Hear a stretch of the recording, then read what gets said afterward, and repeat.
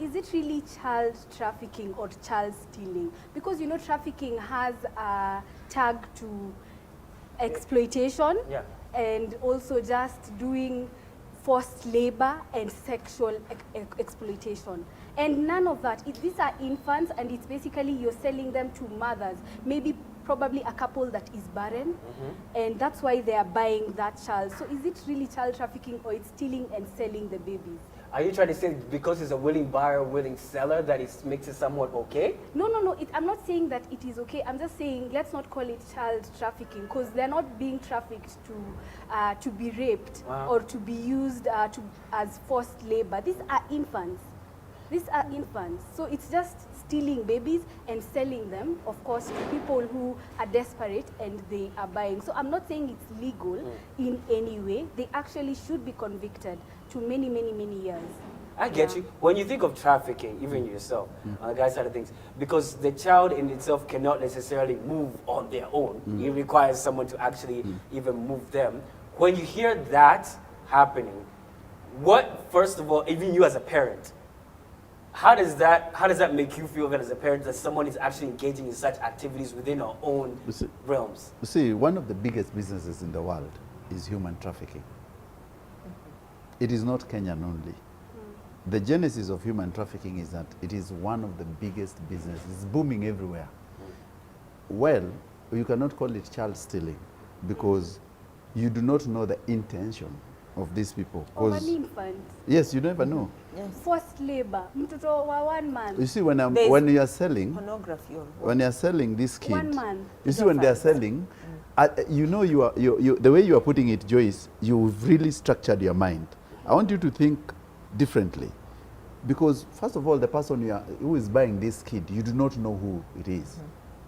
You're not sure is barren or not. You're not sure this is a business person who is collecting these kids, feeding them, and then selling them to an next person. Grooming them, actually. And you know, grooming there's them. a case in Mombasa of a couple that gave birth, and then they were presented a dead child and told that this is your child, Yes. that they actually died. But it's also of another couple in the same hospital that actually lost a child and went home with a child who is alive. So that's why, to me, I'm looking at it from a point of, these are not actually people who are stealing these children to exploit them, but it's a case of, I am desperate, I have lost a child, I am barren, and therefore I need this infant. But of course, child trafficking is there in Kenya, where we are exploiting 12-year-olds in our house as house helps and forcing them to work in our houses. So of course, child trafficking is there in that sense, or even selling them off to the East, Saudi Arabia, where they go to work, and then of course their phones are confiscated, their travel documents are Constipated. Anyway. But I get what you mean. Yeah. But even I get what you mean though, because in the sense that you're looking at the word trafficking and you're attaching it like a grown person because they're with the labor aspect of it all. and Now, sexual. when it comes to even Dr. Stephen, I just want to ask you this. You see now, children, now there's even when it comes, let me even speak on the side of the personnel, these people themselves. This personnel has now neglected their duties. They've actively made a cognitive decision that I'm going to actively now neglect my duty for the sake of cash. Yeah. With this now, with it, even how do you speak on the neglect of duty of these people themselves rather than even the child? What would you say about that?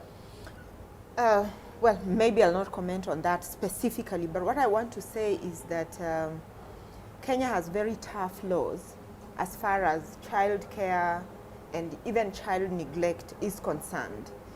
It's one of those countries where it's not very easy to adopt. And there's been calls on if we can reform our law as regards to things like, you know, when you pay someone to be pregnant for you. Surrogacy. Things like IVF, we need a law around that. Things like adoption, we need a law around that. So it's time for us to relook at the law. Yeah?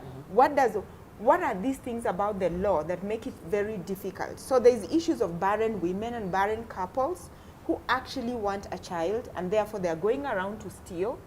Yeah? That is one thing. But there's another issue of human trafficking, where children, it's a very serious thing, by the way, that even me as a mother, with my child, if I go to the mall, I'll first of all go and check who is in that room first. And then there are people hiding in toilets Yeah, that is to true. molest Go with your children, child. to traffic them, they change them. So there's a whole Industry. industry worldwide going on. These children are taken away from the country, and you don't know, are they being sold for their body parts? Are they being taken for some strange experiments? You travel to some countries and you realize in some countries, human life does not matter. Like, there is no dignity to human life in a lot of countries.